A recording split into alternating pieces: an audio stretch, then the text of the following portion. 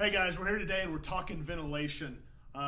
First off, why do you need ventilation in your attic? Ventilation key is just to remove heat out of the attic space.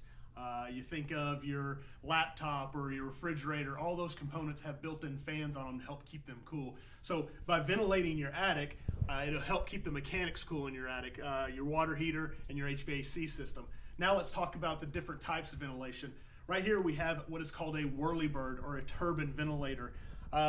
It relies on the wind to actually keep it moving. When it moves, it actually causes a draw in the attic space to help remove heat.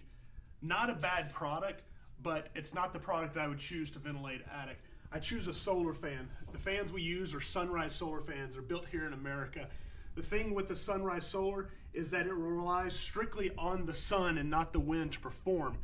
It does have a built-in thermostat in it, so the importance of a thermostat is this.